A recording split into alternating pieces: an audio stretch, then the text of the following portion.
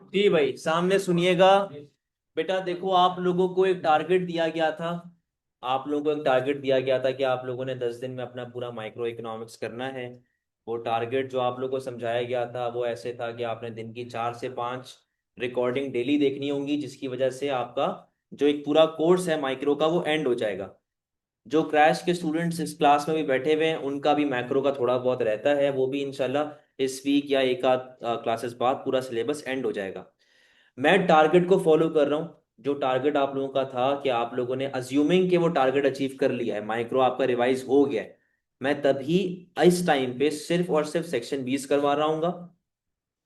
फिर जब हमारे सारे सेक्शन 20 हो जाएंगे, मई जून 25 के सारे, हम जाएंगे फिर अक्टूबर उस पे सेक्शन C पे।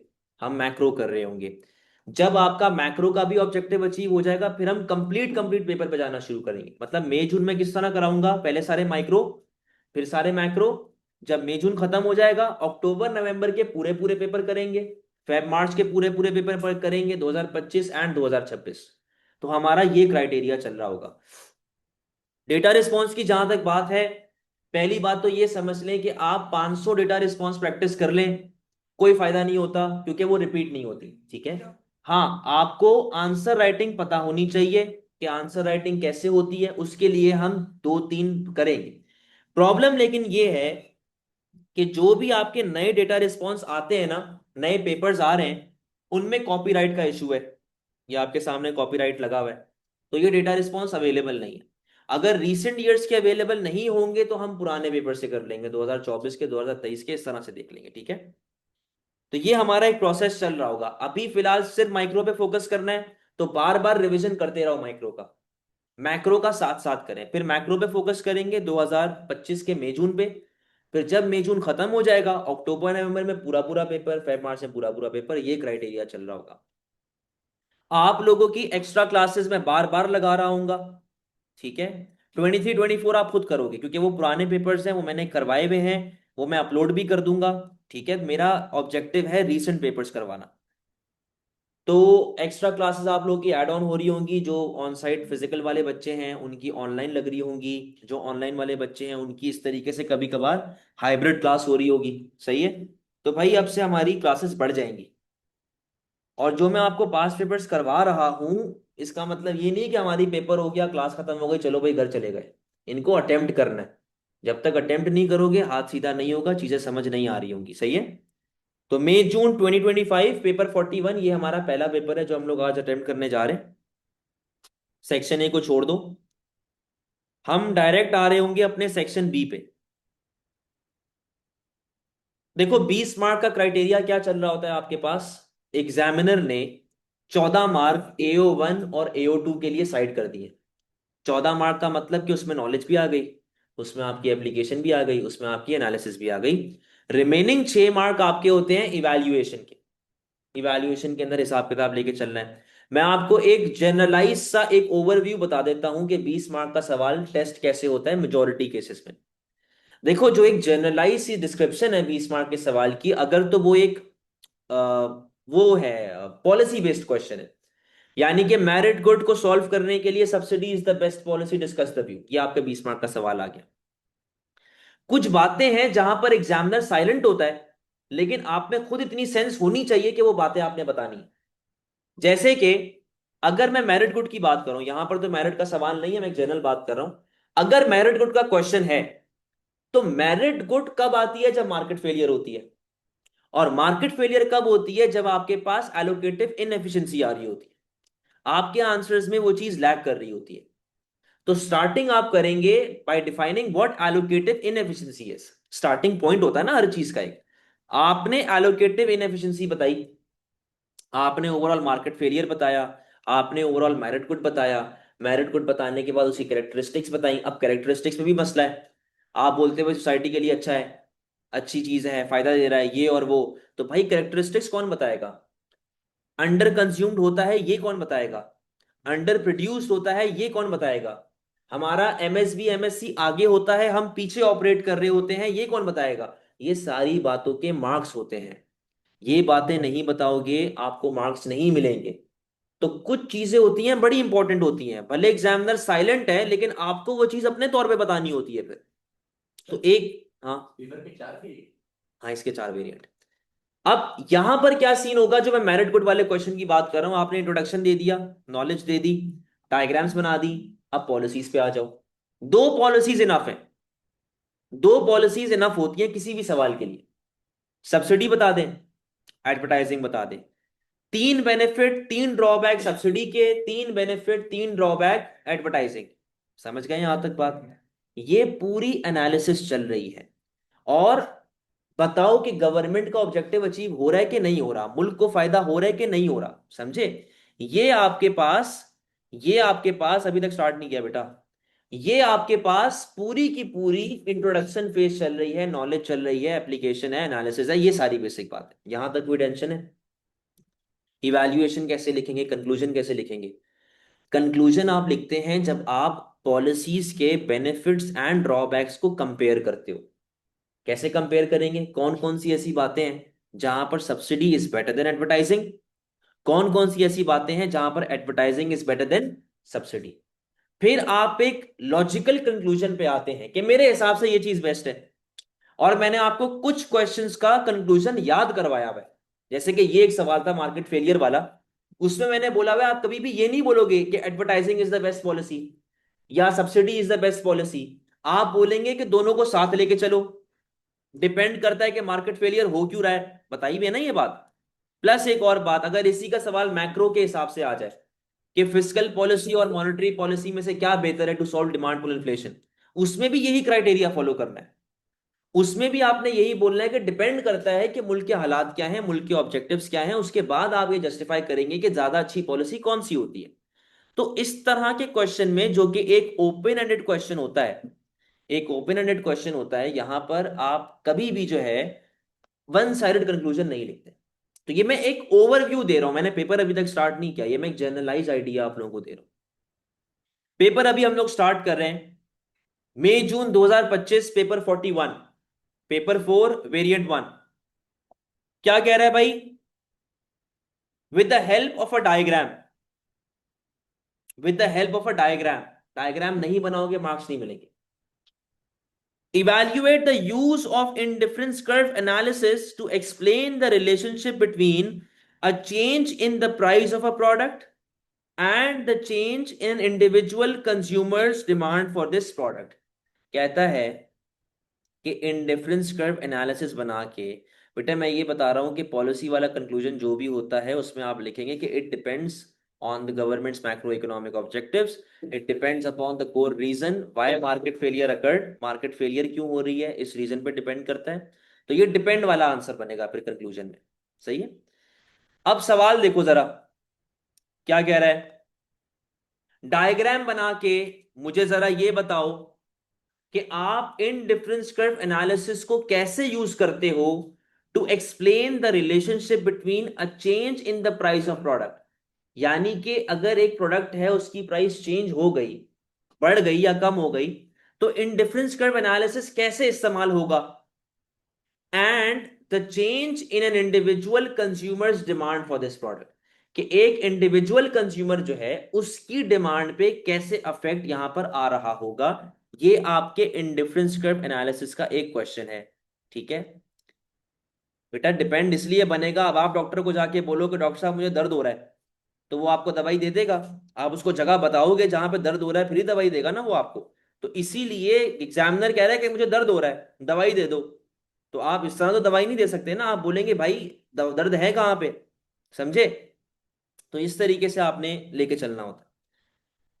भाई क्वेश्चन नंबर 2 हम लोग कर रहे थे, सही है?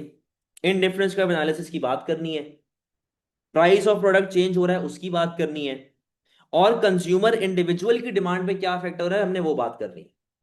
यहां पर आओ, देखो कभी भी इन डिफरेंस कर्व एनालिसिस का सवाल आता है ना, तो स्टार्टिंग में हमेशा आपको डिफाइन करना है कि इंडिफरेंस कर्व क्या होता है, बजट लाइन क्या होती है, मैक्रो इकोनॉमिक इक्विलिब्रियम कहां पर बन रहा होता है। मैंने उसको बताना शुरू किया कि यार इंडिफरेंस कर्व क्या बताता है, कि shows the combination of two goods जो कि सेम लेवल ऑफ सेटिस्फैक्शन आपको बता रहे होते हैं, कि हमारी इतनी सेटिस्फैक्शन लेवल आ रही है गुड एक्स से और गुड वाई से। बजट लाइन आपको बताता है आपकी परचेजिंग पावर, आपकी रियल इनकम, कि आप कितना परचेज कर सकते हैं, क्या मैक्सिमम यूनिट जो है वो आप खरीद सकते हैं। फिर आता है कंज्यूमर इक्विलिब्रियम। कंज्यूमर इक्विलिब्रियम कहां पर होगा, जहां पर ये दोनों टेंजेंट हो जाते हैं, टेंजेंट होंगे, मिलेंगे, ये कंज्यूमर इक्विलिब्रियम आपके पास बनना शुरू हो जाता है। अब यहां पर अजम्पशंस क्या होती है, देखो प्रॉपर नॉलेज देनी है ना। अजम्पशंस क्या क्या होती है कि भाई हम लोग रैशनली बिहेव कर रहे हैं।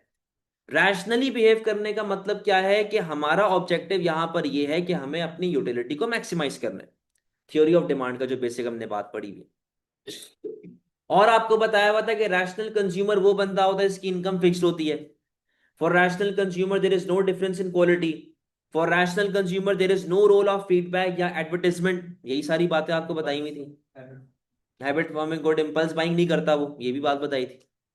लेकिन जब हम लोग बजट लाइन की बात कर रहे हैं या जब हम लोग इंडिफरेंस कर्व की बात कर रहे होते हैं, हम लोग सिर्फ दो तरह के गुड्स की बात करते हैं, या तो गुड वाई या तो गुड एक्स। कोई तीसरा गुड हमारे पास यहाँ पे आना पॉसिबल नहीं होता। डायग्राम बनाना बहुत जरूरी है, और ये 20 मार्क का सवाल है, और इन डिफरेंस कर्व एनालिसिस पूछ रहा है। तो यहां पर आप कौन सी डायग्राम बनाएंगे, इनकम एंड सब्स्टिट्यूशन इफेक्ट वाली। मैंने आपसे कहा हुआ था पहले भी कि price consumption curve and income consumption curve आपके आंसर में नहीं बनती। पीसीसी और आईसीसी आपके आंसर में नहीं बनेगा। सर इसमें रैशनल को तो डीपली एक्सप्लेन नहीं करना, जितनी नॉलेज है उस हिसाब से तो लिखो ना, क्योंकि आपकी पूरी थ्योरी तो रैशनल कंज्यूमर के आगे पीछे घूमती है। तो आप एटलीस्ट, हाँ, नहीं नहीं, आपने बेसिक नॉलेज देनी है कि रैशनल कंज्यूमर क्या होता है, कैसे सोचता है, क्या काम करता है, आपने ये बातें उसको बतानी है, ठीक है। AO1 में देखो, AO1 और AO2 दोनों के 14 मार्क होते हैं, लेकिन मैं अगर इसको और डिवाइड कर दूं तो 5 मार्क या 4 मार्क AO1 के हैं, और 9 से 10 मार्क आपके AO2 के होते हैं। अच्छा अब देखो, यहां पर आपने बनानी है डायग्राम।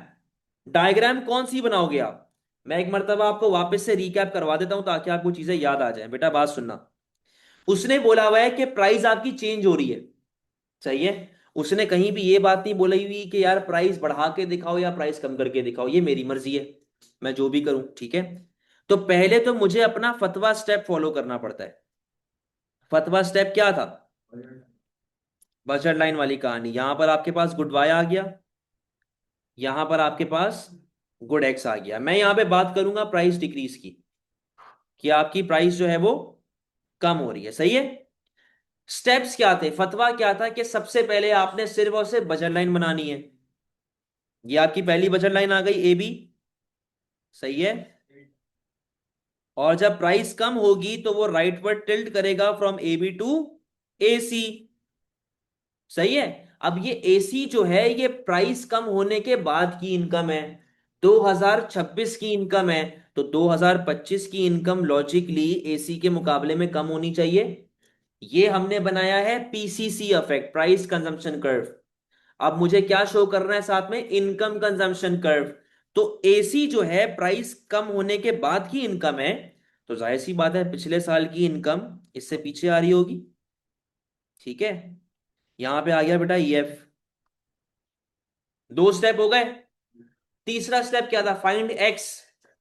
एक्स कहां पर आ रहा है, जहां पर आपके पास एक्स आता है वहां पर एक ही इनडिफरेंस कर्व होगा जो दोनों को टेंजेंट करता हुआ जा रहा होगा, सही है, यूं, ठीक है भाई। ये आपके पास एक्स आ गया, और यहां पे आपके पास इंडिफरेंस कर्व आ गया, ठीक है, IC। ये आपकी पहली बजट लाइन है, ये आपकी पहली बजट लाइन है AB। पहली आपकी क्वांटिटी ये आ गई X, ये, हाँ बेटा लेबलिंग से पता चलेगा ना, ये AB है ना, तो AB सबसे पहले हमने लेबल कर दिया था कि ये है।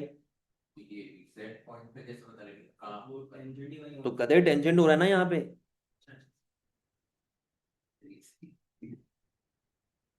दूसरा इक्विलिब्रियम कहां पे हो रहा है, बी पे। तो इसका मतलब ये है कि बेटा मेरी क्वांटिटी क्या हो गई, बढ़ गई।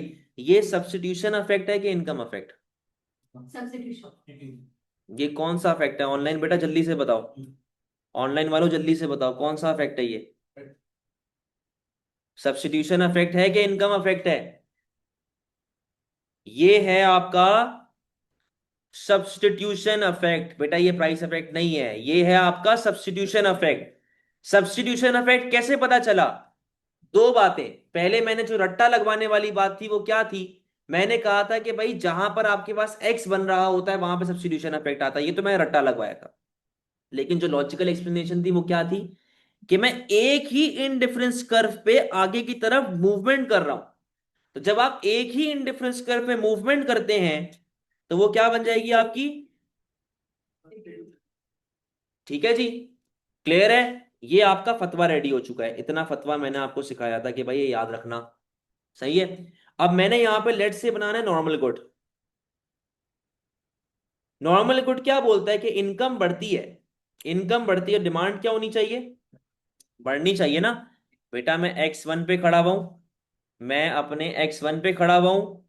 सही है बेटा, याद इसलिए नहीं है ना क्योंकि आपने रिवाइज नहीं की हुई। मैं अपने X1 पे खड़ा हुआ हूं, तो जब मैं नॉर्मल गुड का केस शो करूंगा तो मेरा नया इक्विलिब्रियम आगे आना चाहिए। ये लो भाई, कहीं भी ऊपर की तरफ आप बना दें, इसको आप IC1 कर दें, IC2 कर दें, जो दिल करे। ये आपका E2 आ गया। अच्छा ये इसको सही करो, ये E था, ये E1 था। ठीक है, अब कहां पे आ गए? E2 पे आ गए। ये क्या बन गया आपका? X2। तो बेटा X1 से लेके X2 तक क्या होता है? Income affect. तो ये टोटल X से लेके X2 तक क्या हो जाएगा आपके पास? ये पूरे का पूरा जो है ये बन जाता है अब्दुल बासित आपका प्राइस अफेक्ट या फिर टोटल अफेक्ट। ठीक है, प्राइस अफेक्ट या फिर टोटल अफेक्ट, ये आपके पास कहानी चलती है। अब सवाल ये कि सर डेरिवेशन भी याद करवा दे, डेरिवेशन याद नहीं है। डेरिवेशन कैसे होती थी? आपने यहां पर डेरिवेशन खींची, इधर आया आपके पास प्राइस ऑफ गुड एक्स, यहां पे आ गई आपके पास क्वांटिटी ऑफ गुड एक्स। बेटा normal good is luxurious in nature, luxury good हमेशा कैसा होता है? इलास्टिक। तो ये लो भाई, ये लो एक इलास्टिक कर्व बना, फ्लैटर। ठीक है, हमने डेरिवेशन में हमेशा टोटल इफेक्ट शो करना होता है, टोटल इफेक्ट। तो भैया टोटल इफेक्ट कहां से कहां तक आ रहा है? यहां से लेके यहां तक। सही है भाई, ये आपका x आ गया, ये आपका X2 आ गया। पहले आपके पास ये प्राइस थी, ठीक है, तो आप x कंज्यूम कर रहे थे। अब आपके पास ये प्राइस आ गई तो आप X2 कंज्यूम कर रहे हो। ये पूरा मैंने आपको एक रिवाइज करवा दिया कि income and substitution effect with फतवा कैसे बन रहा होता है। बेटा बात याद आ गई है? सबर तो कर जा। नीचे वाले की डॉट वाली लाइन जरूरी नहीं है, नॉर्मल भी बना सकते हैं, कोई मसले वाली बात नहीं। ठीक है, तो भाईजान यहां पे आपका पूरा एक रिवीजन आ चुका है फतवे का कि इनकम सब्स्टिट्यूशन इफेक्ट कैसे बनता है। अब यहां पर आइएगा, आपने डायग्राम बना ली। ठीक है, आपने डायग्राम बना ली यहां पर, जो मैंने आपको लिख के दिया हुआ है कि भाई इधर डायग्राम बनाओ। डेरिवेशन जी बेटा मस्ट है, मस्ट होती derivation. Income and substitution effect में बच्चा मार्क्स ही तब लूज करता है जब वो डेरिवेशन नहीं बनाता। और डेरिवेशन शो करना लाजमी है विद पीईडी। इलास्टिक है या इन इलास्टिक है, डेरिवेशन शो करोगे तो लाजमी है वो आपके लिए। यहां पर इस सेक्शन में आपने डायग्राम बनाई, मार्किंग स्कीम जो मैंने बनाई हुई है उसमें ऑलरेडी आपको डायग्राम बना के दी हुई है। एक डायग्राम आपकी बन रही होगी नॉर्मल गुड की, और एक डायग्राम आपकी बन रही होगी किसकी? इंफीरियर गुड की। तो इंफीरियर में भी कोई डिफरेंस नहीं है, शुरू का फतवा तो आपका सेम चलेगा। बस द ओनली डिफरेंस इज कि हम लोग X1 से पीछे आएंगे, यानी कि हमने इस एरिया के बीच में आना है। तो आपका नया इक्विलिब्रियम बेटा कुछ ना कुछ यहां पर बन रहा होगा, बीच में कहीं ना कहीं बन रहा होगा। सही है, तो बीच में कहीं ना कहीं बनने के लिए मुझे इसको ये चीज प्रूव करनी है कि देखो तुम्हारा जो सब्स्टिट्यूशन इफेक्ट है वो राइटवर्ड जा रहा है और तुम्हारा इनकम इफेक्ट लेफ्टवर्ड आ रहा है, पीछे की तरफ आ रहा है। तभी मैं प्रूव कर पाऊंगा कि मेरे पास एक प्रॉब्लम चल रही है इंफीरियर गुड में। और इंफीरियर गुड जो होता है बेटा गिफिन की जरूरत नहीं है। देखो गिफिन गुड या नेसेसिटी गुड ये उस तरह का गुड है कि जब एग्जामिनर बोल दे कि मुझे बना के दो तब बनाइएगा, वरना जरूरत नहीं होती। अच्छा अब अगर मैं इसकी डेरिवेशन की बात करूं, inferior good low quality good होता है, इंफीरियर गुड जरूरी वाला गुड होता है। तो एक तरीके से मैं ये कह सकता हूँ कि inferior good is a necessity good. जब इंफीरियर गुड एक नेसेसिटी गुड होगा तो उसकी डिमांड भी कैसी होनी चाहिए? जरूरत। बेटा इंफीरियर गुड के अंदर आप इस तरीके से समझ लें कि हमारे पास वो चीजें आती है जो लो क्वालिटी की होती है। ऐसे कि नमक है, नमक के अंदर भी अलग अलग कैटेगरी आती है ना। अब आप जरूरी तो नहीं ना कि महंगा वाला नमक ही खरीदोगे, नॉर्मल भी ले सकते हो आप, है तो जरूरत ही ना इन दी एंड। ठीक है, शुगर हो गई, समझे? तो इस तरीके से हमारे पास ओवरऑल ये केस चल रहा है, डायग्राम से ये बनेगी आप। वही कह रहा हूं, बना दोनों सकते हो, लेकिन ये भी बेटा प्राइस डिक्रीज का ही है इंफीरियर का। दोनों डिक्रीज में आ रहा है लेकिन, हाँ तो क्या हुआ, बस वो नेचर ऑफ गुड चेंज हो गया। देखो बेटा बात ये है, ये डायग्राम होती है इजी, प्राइस कम होने वाली। वो अंदर की तरफ बनती है हाँ, एक मुहावरा होता है कि कोई चीज उड़ती हुई जा रही होती है तो फिर वो नहीं करना ना, मुश्किल होती है वो। ठीक है, तो जो आसान चीज है आप वो करो। सही है, ये इजी है डायग्राम। इसको, इसके ना बारीकियां वो नहीं है जो कि प्राइस इंक्रीज वाले में होती है। प्राइस इंक्रीज में हल्की फुल्की बारीकी होती है ना, तो फिर डायग्राम गलत हो जाती है। तो वो चीज करो जो आपके लिए इजी है। ठीक है, आप भी तो चित्रकार ही हो, आपकी जैसी अल्लाह माफ करे हैंड राइटिंग है।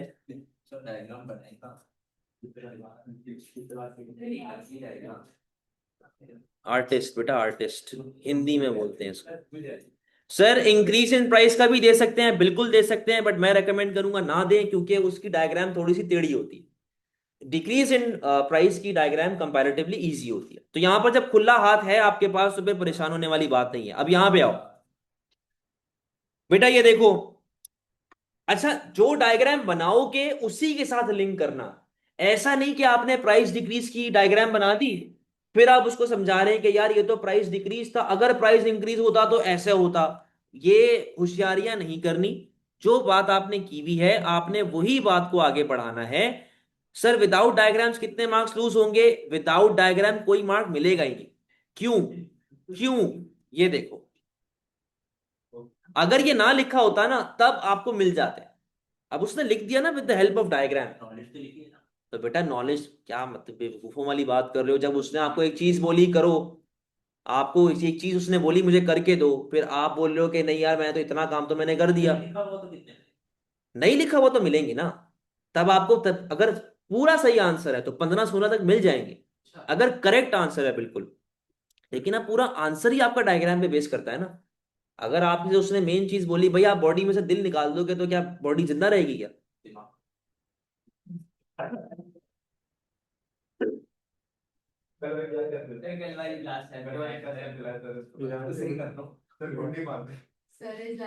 मैं बेटा बेल्ट पे कील लगा के मारूंगा तुझे, कीलो कीलो वाले बेल्ट से मारूंगा तुझे। क्या आपने केस कर देगा क्या तुम्हारा? ये दो नमूने बैठे हुए ना एक साथ ये क्लास में। सर नहीं नहीं बेटे, आपको मैं कुछ कह सकता हूँ? सुने आगे। तो हमारे पास बेटा जो बात चल रही है कि जो डायग्राम आप बनाएंगे आपने उसी के साथ लिंक करना है अपने तौर पे। कहीं भी गलती से भी प्राइस इंक्रीज की बात मत शुरू कर देना, ठीक है? अब देखो प्रॉपर तरीके से एक्सप्लेन करो क्या सब्स्टिट्यूशन इफेक्ट क्या है, इनकम इफेक्ट क्या है। अच्छा, अब जो आप मुझसे पूछ रहे हैं ना कि सर डेरिवेशन जरूरी है, ये चीज, ये डेरिवेशन क्यों जरूरी है? क्योंकि एग्जाम में क्या बात पूछी हुई है उसने, individual demand curve of consumer. अगर मेरी डिमांड किसी चीज के लिए नॉर्मल है यानी कि वो लग्जरी गुड है तो डिमांड इलास्टिक होगी। अगर डिमांड इंफीरियर है तो डिमांड इनइलास्टिक होगी। तो मुझे वो चीज यहां पर रिप्रेजेंट करनी है, ठीक है? वो चीज यहां पर रिप्रेजेंट करनी है। तो यहां पर आपके तीन ऑब्जेक्टिव जो क्वेश्चन में तीनों अचीव हो गए। पहला ऑब्जेक्टिव क्या था? डायग्राम बनाओ। दूसरा ऑब्जेक्टिव क्या था कि अगर प्राइस में चेंज आएगा तो क्या होगा। तीसरा ऑब्जेक्टिव क्या था? कंज्यूमर के डिमांड पे क्या अफेक्ट आएगा। ये तीन ऑब्जेक्टिव थे, तीनों यहां पर अचीव हो गए। अब तक हमारे 14 मार्क हो चुके हैं AO1 एंड AO2। अब तक कोई सवाल ऑनलाइन बेटा, कोई क्वेश्चन आप लोगों में से किसी को कोई क्वेश्चन? नहीं अभी जाएंगे इवैल्यूएशन बताऊंगा। कोई प्रॉब्लम बेटा?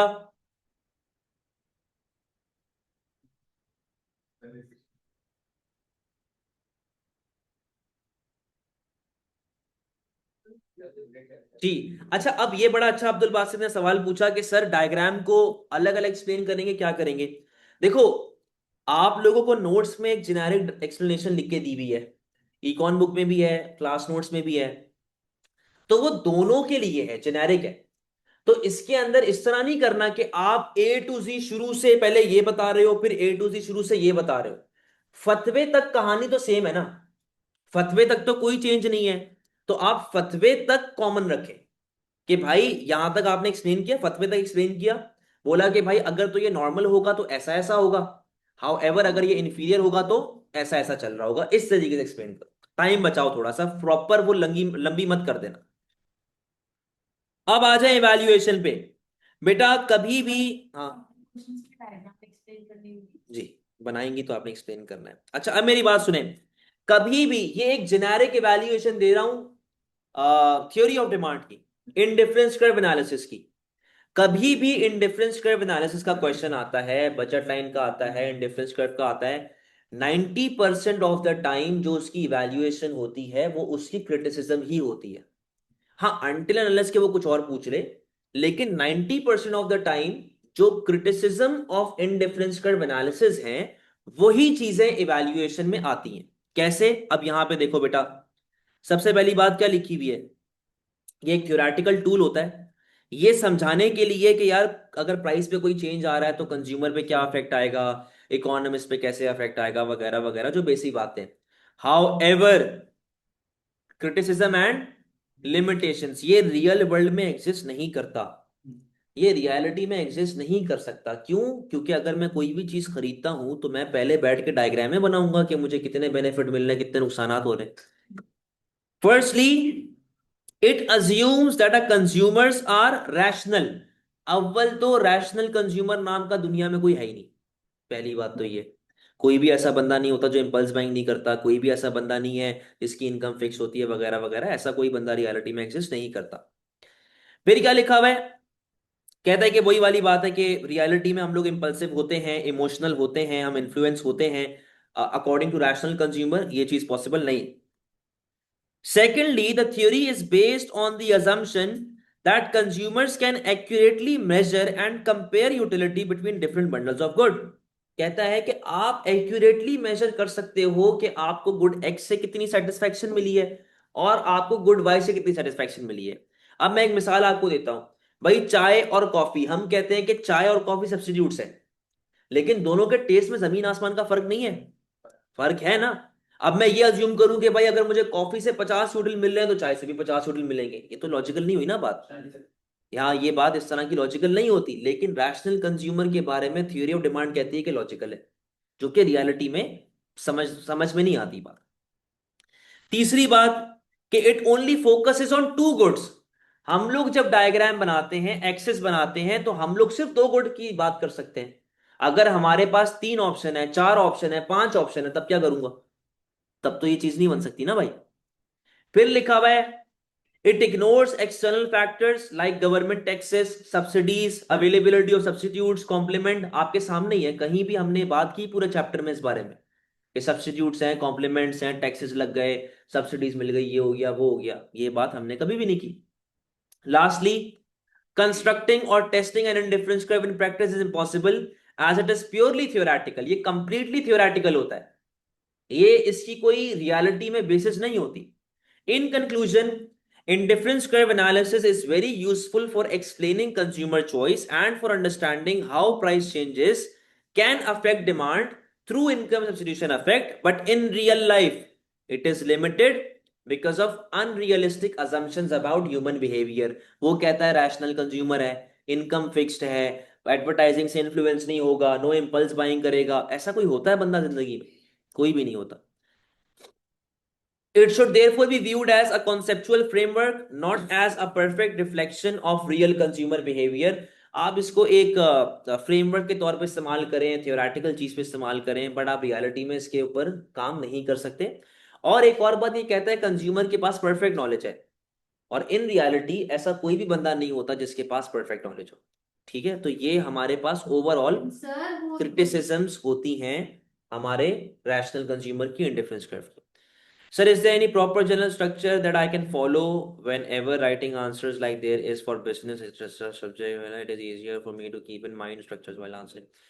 आप इसी क्लास की शुरू के 15 मिनट की रिकॉर्डिंग देख लेना, आप लेट आए थे, शुरू के 15 मिनट देख लेना, आप समझ जाओगे।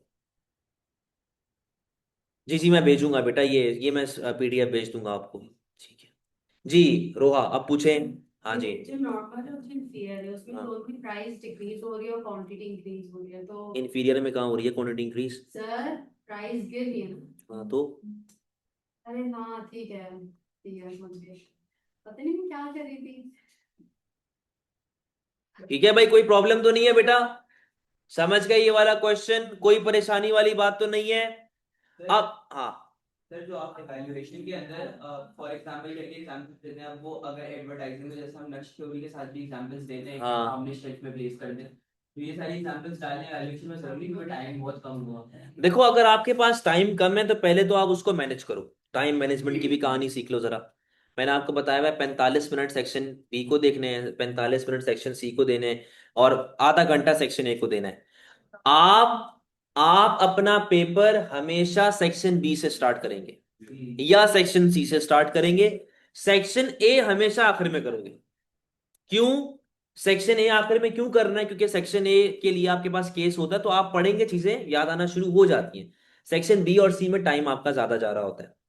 45 minute section B, 45 minute section C, 30 minutes section A. अब मेरी बात सुनो, जहां पर आपको ऐसा लगे कि आप 45 मिनट एक्सीड कर रहे हो, मतलब 46 हो गए, 47 हो गए, आप छोड़ दो क्वेश्चन, आप स्पेस छोड़ें, एक आध पेज छोड़ दें, आगे बढ़ जाए।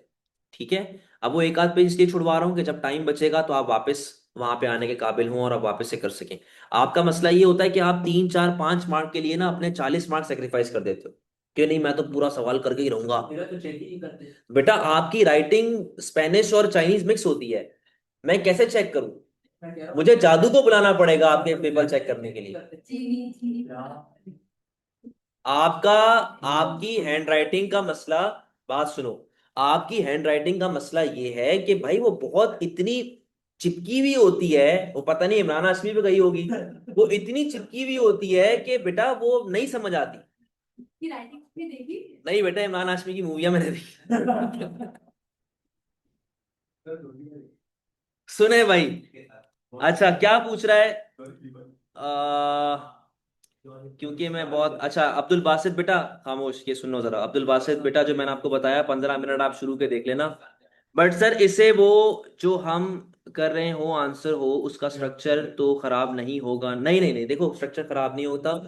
अच्छा एक और बात कि जब आप आंसर लिख रहे होते हो तो शुरू के 4 5 मिनट सिर्फ और सिर्फ मार्किंग स्कीम बनाया करो। देखो ये तो बहुत लेंदी है ना, मैंने यहाँ पे सारे के सारे पॉइंटर्स लिखे हुए, आप सिर्फ हेडिंग्स डाल दो, टाइटल डाल दो कि यार मैं पहले स्टेप में ये करूंगा, फिर ये करूंगा, फिर ये करूंगा।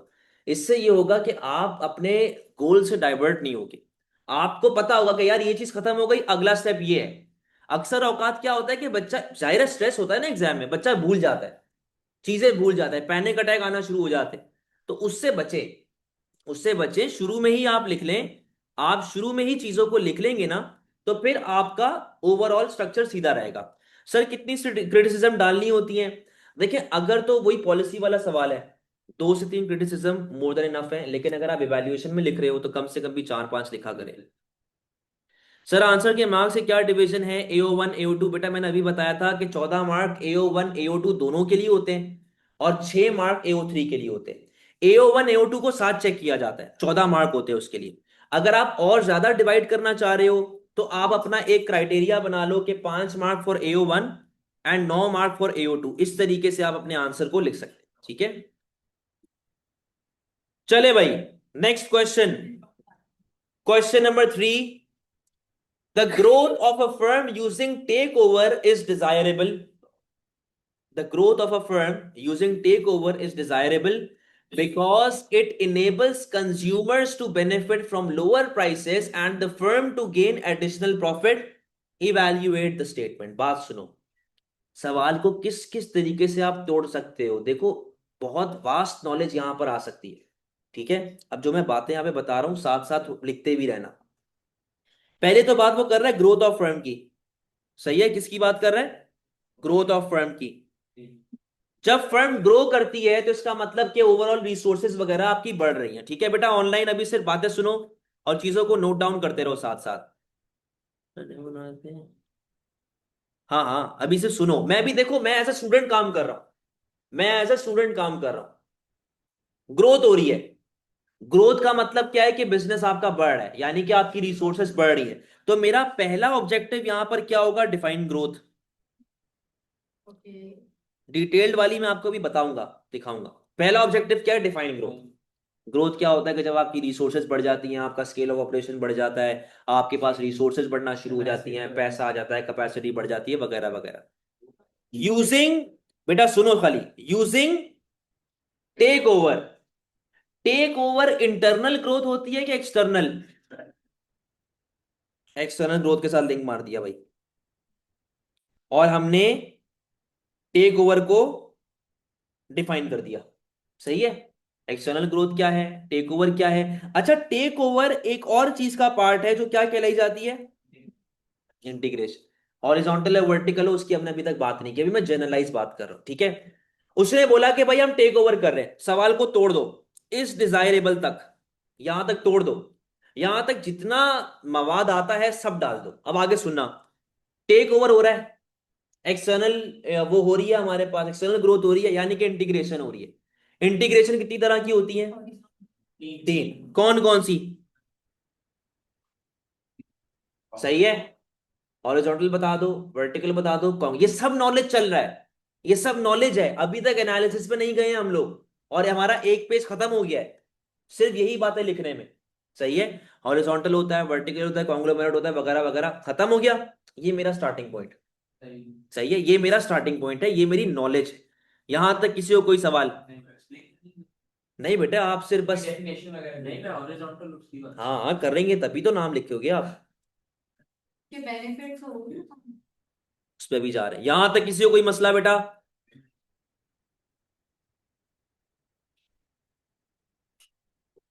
अब आगे सुनो। अब आगे सुनो, क्या करोगे आप? सर सबको कनेक्ट करके या सेपरेट डेफिनेशंस? बेटा इसको ना आप पैराग्राफ में तोड़ो। मतलब आप एक जगह पर ग्रोथ को डिफाइन कर दो, एक्सटर्नल ग्रोथ को डिफाइन कर दो, नेक्स्ट पैराग्राफ में आप टेक ओवर का लिंक कर दो इंटीग्रेशन के साथ, फिर वर्टिकल को एक में समझा दो, हॉरिजॉन्टल को एक में समझा दो, कॉन्ग्लोमेरेट को एक में समझा दो। ठीक है, अब बात सुनो। अब उसने बोला कि ये डिजायरेबल क्यों है? क्योंकि पहली बात तो कंज्यूमर को फायदा हो रहा है। ठीक है।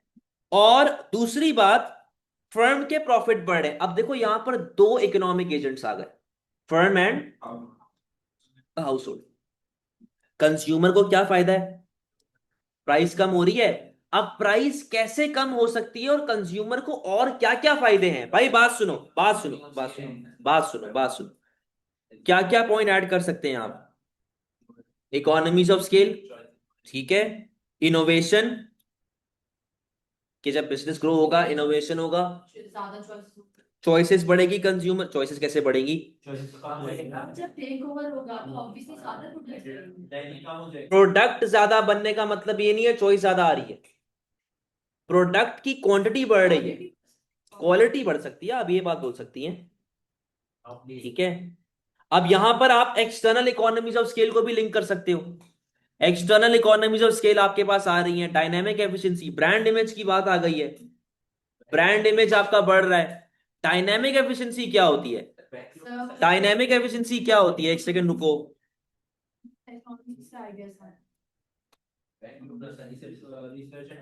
अच्छा, यहां पर बेचलानी का क्वेश्चन आया हुआ है कि सर एक्चुअल और पोटेंशियल ग्रोथ बतानी है। इसमें नहीं बेटे, इसमें एक्चुअल पोटेंशियल कहाँ आ गया? देखो यहां पर जो आपका बेटा खामोश रहो, शोर नहीं करो। यहां पर जो हमारा सवाल है वो specific to consumer and firm है, इकोनॉमी का नहीं है। तो आप कहीं भी पोटेंशियल एक्चुअल इनकी बात आप नहीं करेंगे। हारिस आपका कोई मैसेज नहीं आया हुआ मेरे पास भाई। सर आंसर ही चाहिए तो ठीक है। अब तो ठीक है बेजदानी, समझ गए बात को? बेनिफिट टू कंज्यूमर और बिजनेस दोनों को आपने साथ बताना है। तो ओवरऑल फायदे क्या क्या है जो जनरलाइज से फायदे होते हैं? डायनामिक एफिशिएंसी आ गई और ये सारी बात। ड्रॉबैक क्या क्या आ सकते हैं यहां पर? एक एक करके, एक एक करके। मोनोपोली। मोनोपोली, पहला ड्रॉबैक क्या आ गया? मोनोपोली। मोनोपोली आएगी, प्रॉफिट मैक्सिमाइजिंग करेगी, कंज्यूमर को तंग करेगी, will charge a higher price, basic बातें हो गई।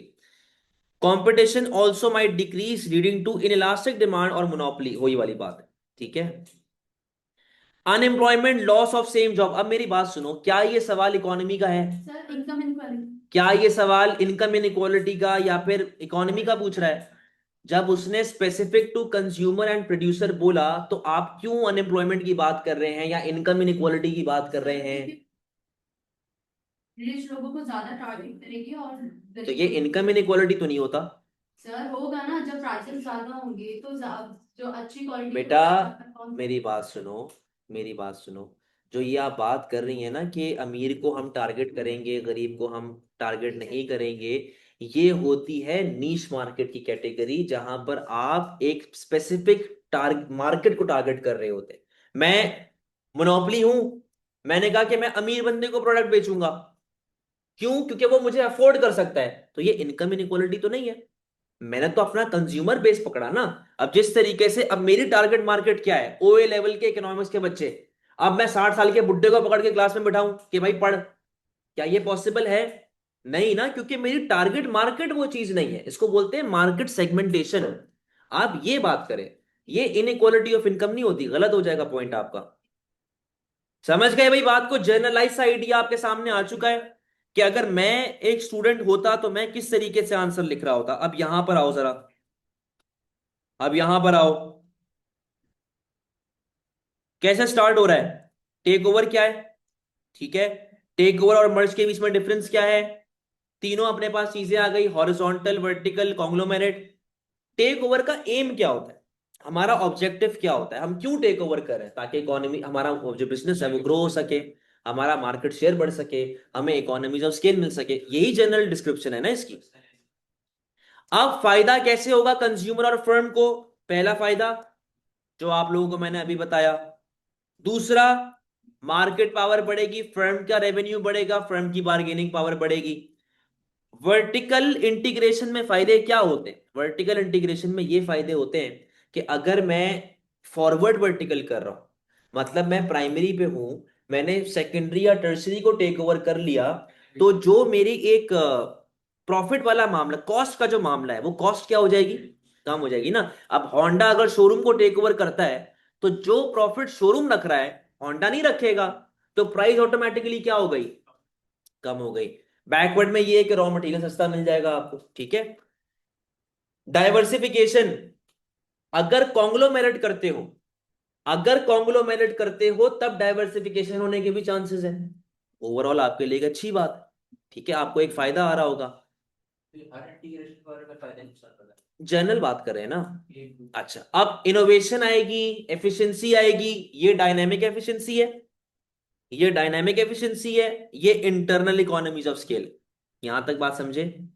क्लियर है? अब बात सुनो, ये आपने सारे बेनिफिट्स बता दिए। अब देखो, ये पॉलिसी का सवाल तो नहीं है, ये पॉलिसी का तो सवाल नहीं है कि मैं कंपेयर करूं, पॉलिसी से कंपेयर करूं।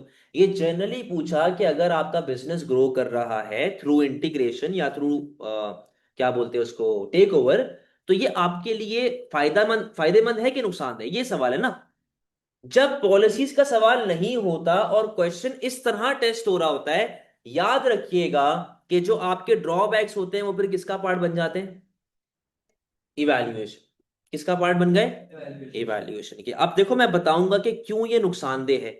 पहली बात तो वही मैंने आपको जो बताई थी कि यार, आपको अगर इकोनॉमीज ऑफ स्केल मिल रहा है, फॉर एग्जाम्पल मैं कहता हूं इकोनॉमीज ऑफ स्केल मुझे मिल रहा है, ठीक है, ये मोबाइल फोन की कॉस्ट पहले 50 रुपए पड़ती थी, अब इसकी 10 रुपए बढ़ रही है, 10 रुपए पड़ती है कॉस्ट। तो मैं, मेरा सरनेम चीपा है क्या या ईजी है कि मैं प्राइस गिरा दूंगा? भाई मेरा तो प्रॉफिट बढ़ रहा है ना, मैं क्यों अपना बेनिफिट आप पे पास ऑन करूं? पहला मसला आ गया। अगर इकोनॉमीज ऑफ स्केल मिल रहा है तो मुझे मेरी चॉइसेस की वजह से मिल रहा है। मैं नई मशीन लाया, मैं अच्छा वर्कर लाया, मेरी वजह से हो रहा है ना। मैं क्यों एज अ प्रोड्यूसर अपना बेनिफिट आप पे ट्रांसफर करूं? मसला है। तो क्या जरूरी है अगर मुझे इकोनॉमीज ऑफ स्केल मिलेगा तो मैं प्राइस कम कर दूंगा? आगे सुनो, takeover can be very costly. जाहिर है, आप एक रनिंग बिजनेस खरीदने जा रहे हो, आपने उसके एक्सपेंसेस भी मीट करने हैं, आपने उनकी लाइबिलिटीज भी देनी है, आपने उसके और जो मसले मसाइल हैं, वर्कर्स हैं, उनकी सैलरीज भी देनी है, कम्युनिकेशन प्रॉब्लम आती है, मैनेजमेंट प्रॉब्लम आती है, तो ये डिसइकोनॉमीज ऑफ स्केल भी तो आ रहा है, समझे?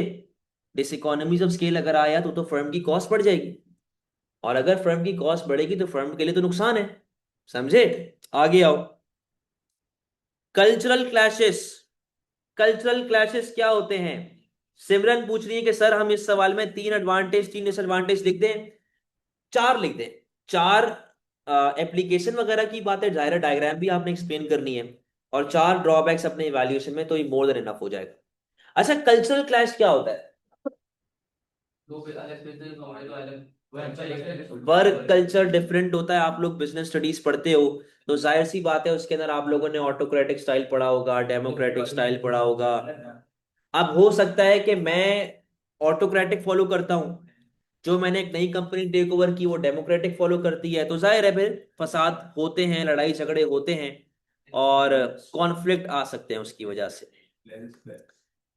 एक और ड्रॉबैक यहाँ पे लिखा हुआ है जॉब लॉसेस। जॉब लॉसेस के बारे में यहाँ पे क्या लिखा हुआ है कि जाहिर है फिर अगर आप वर्कर्स को निकालना शुरू करोगे तो उससे आपका काम स्लो हो जाएगा। भाई अगर मैंने फारिग बेकार वर्कर को निकाला, मसला क्या है? रिप्लेसमेंट कॉस्ट, कि मुझे नया वर्कर चाहिए होगा, मुझे नया वर्कर ढूंढना पड़ेगा, मैनेजमेंट प्रॉब्लम आएगी, काम में डिले आ जाएगा, प्रोडक्शन में डिले आ जाएगा, ये सारे मसले मसाइल मुझे एज अ प्रोड्यूसर फेस करने पड़ेंगे। ठीक है जी, मैं भेजूंगा आपको बेटा क्लास के बाद। रिडंडेंसी कॉस्ट आपको बेरअप करनी पड़ती है, हाँ। रिक्रूटमेंट कॉस्ट अलग आती है। तो इन कंक्लूजन, जो उसने बात पूछी थी, कंक्लूजन किस बेसिस पे जाएगा कि भाई it enables consumer to benefit from lower prices and firms to gain additional profit. Evaluate this statement. क्या हमेशा ऐसा होगा? क्या हमेशा ऐसा होगा? नो, हमेशा ऐसा नहीं होगा। In conclusion, the growth of a firm through takeover is not always desirable. It can be beneficial, ऐसा नहीं है कि नुकसान ही होगा, it can be beneficial when it leads to real cost savings, improved efficiency and lower prices। ये तब फायदेमंद होगा जब आपकी कॉस्ट कम हो, आपकी एफिशिएंसी बढ़े, आपकी प्राइसेस कम। हाउएवर, अगर तो मोनोपोली बन गई, इनएफिशिएंसी आएगी, कॉस्ट बढ़ेगी, उससे कंज्यूमर का भी नुकसान है, मुल्क का भी नुकसान है, प्रोड्यूसर का भी नुकसान है। Thus, the success of takeover depends on the effective management, market competition, and whether the firm prioritizes consumer welfare as well as profit। कि आपके अपने क्या मामलात हैं, अगर आप सुलझे हुए हो, आप खुद समझदार हो, तब आप उनको फायदा, बिजनेस को सॉरी फायदा, और कंज्यूमर को पहुंचा दें। बात समझ गए भाई? हाँ और लॉन्ग एंड शॉर्ट रन में से था आपका। हाँ। तो जब एडिशनल प्रॉफिट्स की बात हुई थी, तो आप सुपर नॉर्मल प्रॉफिट वगैरह का नहीं, ये फिर इवैल्यूएशन में डालोगे आप, क्योंकि फिर सुपर नॉर्मल प्रॉफिट की डायग्राम भी आ जाएगी इजीली। ये आप इवैल्यूएशन में डालो। वो पहले वाला ज्यादा समझ था। दोनों ही इजी थे, कोई इतना मुश्किल नहीं था सब। कोई प्रॉब्लम बेटा? ऑनलाइन बात समझ गए सारी? क्या था इसमें, उस पर बैठ के इन्फॉर्मेशन नहीं आई। हाँ हाँ यही होगा, टीओडी में भी सही।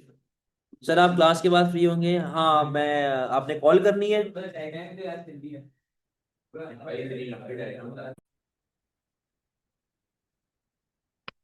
सुनिएगा,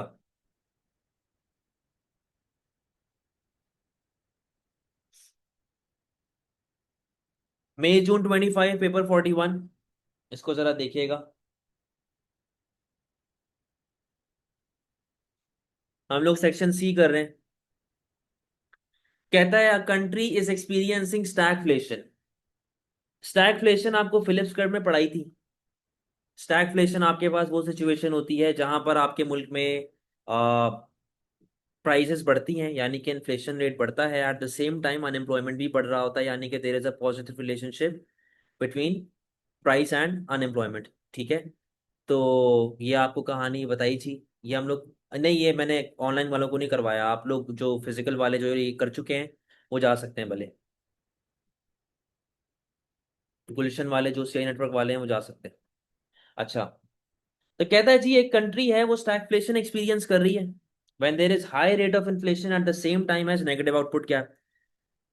अब यहां पर सिचुएशन समझो, कहता है कि एक तो आपके मुल्क में आ रही है स्टैगफ्लेशन। स्टैगफ्लेशन का मतलब प्राइस लेवल यानी कि इन्फ्लेशन भी ज्यादा है और आपके मुल्क में अनएम्प्लॉयमेंट भी ज्यादा है। एक तो केस ये चल रहा है। फिर वो कहता है कि आपके पास इन्फ्लेशन काफी ज्यादा है, at the same time eight there is negative output gap. Negative output gap कब आता है? जब आपके पास डिफ्लेशनरी गैप आता है। क्या आता है भाई? डिफ्लेशनरी गैप आ रहा होता है। समझे बात? तो ये आपके पास एक सिनेरियो उसने दिया हुआ है जो कि काफी उल्टा पुल्टा निजाम उसने यहां पर दिया हुआ है। With the help of a diagram evaluate the effectiveness of using fiscal policy to solve this problem. अब इस सवाल में कुछ तीन चार मसले हैं। पहला मसला, पहला मसला क्या है? क्या हो रही है? स्टैगफ्लेशन। स्टैगफ्लेशन का मतलब क्या है? कि इन्फ्लेशन ज्यादा और अनएम्प्लॉयमेंट भी ज्यादा, यानी कि यहां पर आ रही है कॉस्ट पुश। कॉस्ट पुश आती है यानी कि आपकी एग्रीगेट सप्लाई कम हुई हुई है। मसला ये आ रहा है पहला। दूसरा वो मसला कहता है कि नेगेटिव आउटपुट गैप, मतलब वो जाहिर सी बात है कि वो स्टैगफ्लेशन के साथ ही लिंक हो रहा है। वो किस तरीके से लिंक हो रहा होगा?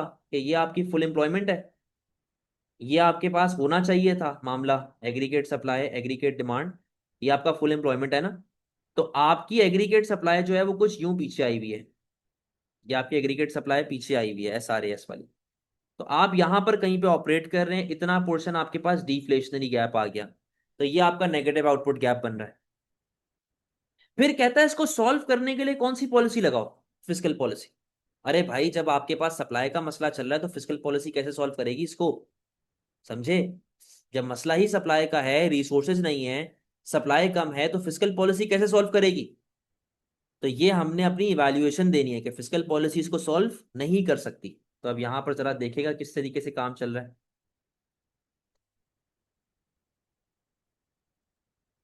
यहां से स्टार्ट हो रहा है भाई क्वेश्चन नंबर 4।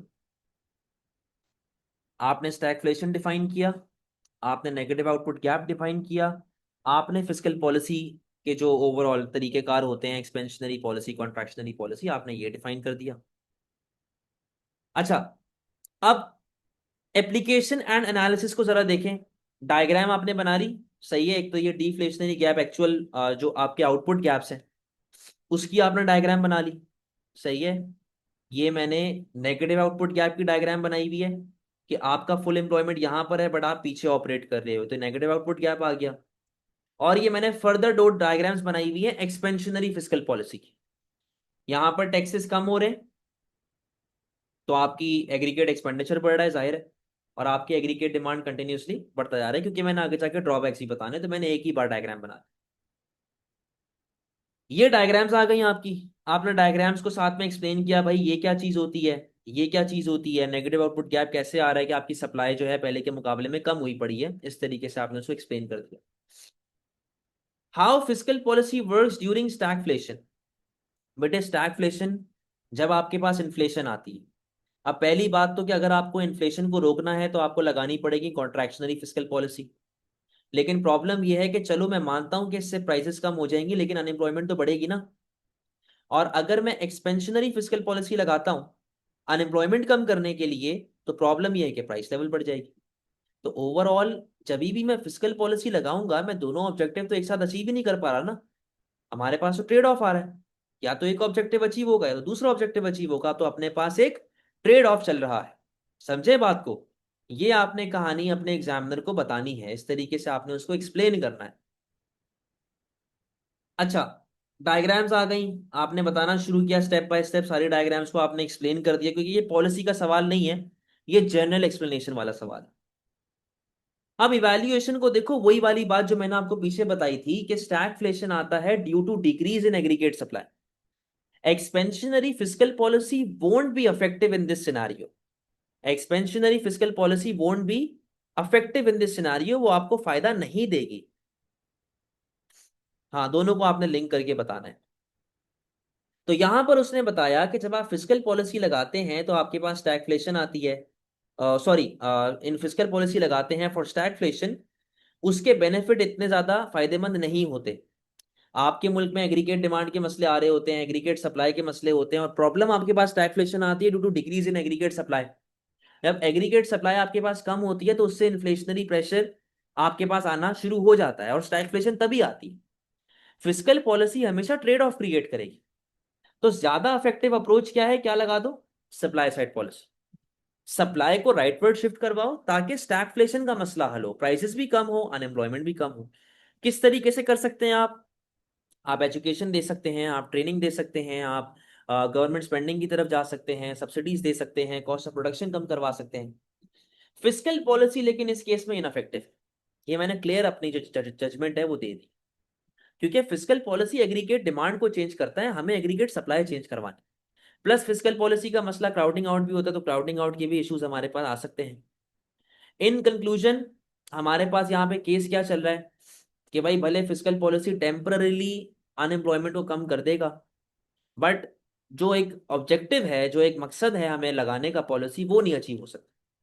स्टैगफ्लेशन फिर भी आ रही होगी, प्रॉब्लम हमारे पास फिर भी आ रही होगी, यानी कि अपने पास सप्लाई साइड रिफॉर्म्स लाना जरूरी है, ताकि आपके पास कॉस्ट कम हो सके, आपकी एग्रीगेट सप्लाई बढ़ सके। कोई मसले वाली बात भाई?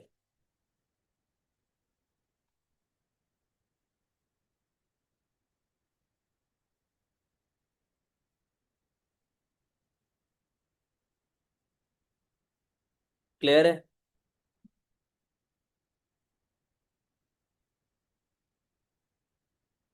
चलो अब इसके लास्ट केस पे आ जाओ।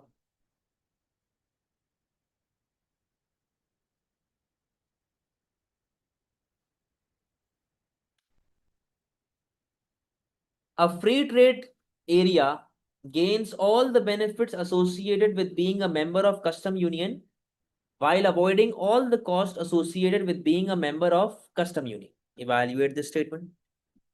कहता है कि जो एक फ्री ट्रेड होता है, फ्री ट्रेड का मतलब कि आप ट्रेडिंग कर रहे हैं विदाउट टैरिफ कोटा वगैरह, जो एक फ्री ट्रेड का इलाका होता है वो हर वो बेनिफिट एंजॉय करता है जो कि एक कस्टम यूनियन एंजॉय करता है, यानी कि no tariff, no quota, no embargo, no protectionism वगैरह वगैरह। तो कहता है भाई फ्री ट्रेड एरिया हर वो फायदा एंजॉय करता है जो कि एक कस्टम यूनियन एंजॉय करता है, लेकिन लेकिन फ्री ट्रेड एरिया हर वो मसले को भी अवॉइड करता है जो कि कस्टम यूनियन में होता है। तो इवैल्यूएट करना है आपने इस स्टेटमेंट को, सही है? तो वो इस तरीके से आपसे सवाल पूछ रहा है कि हर वो फायदा आप इंजॉय करेंगे जो आपको, ये इंटरनेशनल ट्रेड का टॉपिक है, कि आपको कस्टम यूनियन से हर वो जो फायदा कस्टम यूनियन में मिलता है वही फायदा आपको फ्री ट्रेड में मिलेगा, लेकिन हर वो मसला जो कस्टम यूनियन का होता है वो आपको फ्री ट्रेड में नहीं होता। ये सवाल है आपका। तो अब यहाँ पे देखिए भाई किस तरीके से स्टार्ट हो रहा है। आपने फ्री ट्रेड एरिया का ओवरऑल पहले बताया कि फ्री ट्रेड एरिया होता क्या है, आपने उसको बता दिया जी कि दोनों के अंदर क्या मामला चल रहे होते हैं। ठीक है, हमारे पास दोनों में क्या मामला चल रहे होते हैं, और हमारे पास अपनी अपनी पॉलिसीज होती है कि भाई टैरिफ हमारे पास नहीं है, कोटा नहीं है वगैरह, हम फ्री में सारा काम करें। कस्टम यूनियन क्या होता है कि एक ब्लॉक होता है जहां पर एक ग्रुप ऑफ कंट्रीज होती हैं और वो एक कॉमन एक्सटर्नल टैरिफ लगा रही होती हैं डिफरेंट कंट्रीज के ऊपर। ट्रेड क्रिएशन आपने बताया, ट्रेड डाइवर्शन बताया, बेनिफिट्स ऑफ ट्रेडिंग ब्लॉक आपने बता दिए कि फ्री मूवमेंट है, स्पेशलाइजेशन है, ग्रोथ है, एग्रीगेट एक्सपेंडिचर बढ़ रहा है वगैरह वगैरह। फ्री ट्रेड के फायदे क्या क्या होते हैं कि भाई एक्सपोर्ट करने का आपको काफी मिल जाता है, कंपटीशन बढ़ता है, रॉ मटेरियल सस्ता आ जाता है, इकोनॉमीज ऑफ स्केल का फायदा आपको मिलता है, आपकी ट्रेड पॉलिसी इंडिपेंडेंस वगैरह, ये सारी बातें आप यहाँ पे बता सकते हो। कस्टम यूनियन के फायदे क्या क्या होते हैं, एक कॉमन एक्सटर्नल टैरिफ होता है, और दूसरी कंट्रीज के साथ हम ट्रेड नहीं करते, हम सिर्फ लोकली लोगों के साथ ट्रेड कर रहे होते हैं। कोऑपरेशन होती है, पॉलिटिकल अलायंस होती है, लोग खुश जी रहे होते हैं, फॉरेन इन्वेस्टमेंट आती है। यहाँ पर आप एग्रीगेट एक्सपेंडिचर को बढ़ा के दिखा सकते हैं, यहाँ पर आप लॉन्ग रन एग्रीगेट सप्लाई को बढ़ा के दिखा सकते हैं। कस्टम यूनियन के मसले क्या क्या होते हैं, कॉमन टैरिफ। भाई अगर लेट से एक रॉ मटेरियल है जो फ्रांस को चाहिए, जो बाकी यूरोपियन कंट्रीज नहीं बनाती, तो उसको तो बाहर से ही मंगवाना पड़ेगा ना, और बाहर से मंगवाने के लिए फिर उसके ऊपर टैरिफ लग रहा होगा, जाहिर है वो महंगा पड़ेगा। ट्रेड डाइवर्जन के मसले, ट्रेड डाइवर्जन के अंदर क्या है कि आपकी कॉस्ट वगैरह बढ़ना शुरू हो जाती है, स्लोअर डिसीजन मेकिंग होती है आपकी, नॉन टैरिफ बैरियर आपके पास लगना शुरू हो जाते हैं, जैसे कोटा लग गया वगैरह वगैरह। हालांकि फ्री ट्रेड में आप ये चीजें नहीं करते, फ्री ट्रेड में आपकी मर्जी होती है, लगाना है लगाएं, नहीं लगाना ना लगाएं, ये आपके ऊपर डिपेंडेंट होता है। कंपैरिजन वही वाली बात है कि भाई फ्री ट्रेड में हर कंट्री का अपना मतलब होता है, वो अपने हिसाब से काम करती है, उसका उसकी मर्जी, टैरिफ लगाना चाहती है तो लगाए, नहीं लगाना चाहती तो ना लगाए, कोई हार्ड एंड फास्ट रूल यहां पर नहीं होता।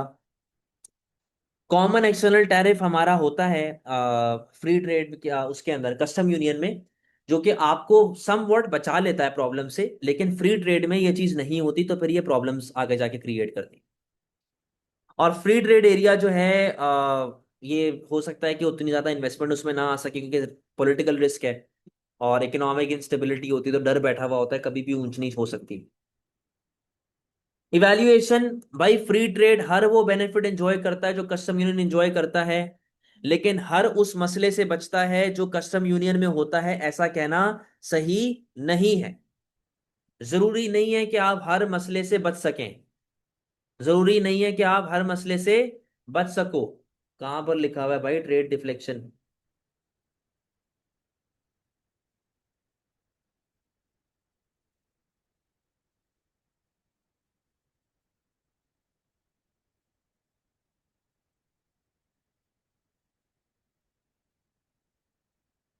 अच्छा अभी उस पे जाएंगे ना, हाँ दिख गया मुझे, रुक जाओ।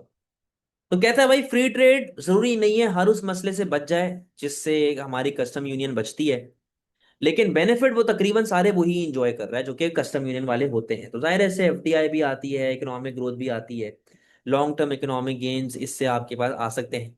ठीक है, लेकिन कह रहा है कि फ्री ट्रेड एरिया जो है वो एडमिनिस्ट्रेटिव प्रॉब्लम्स में फंस सकता है, जिसको हम लोग ट्रेड डिफ्लेक्शन कहते हैं।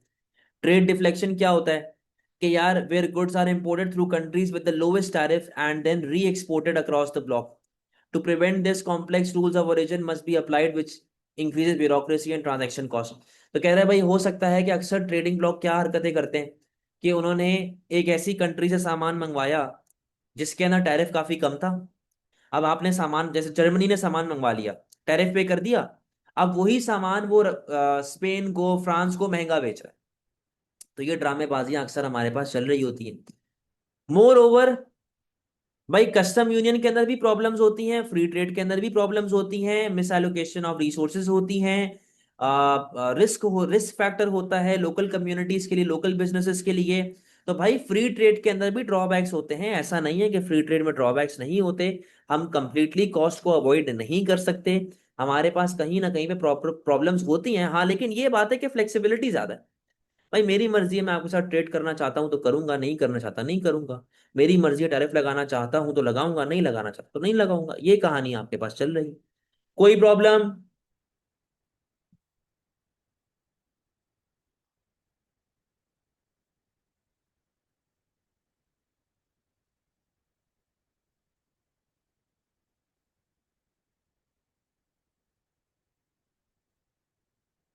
चले भाई, इतना ही रख रहे हैं आज के लिए। अल्लाह हाफिज।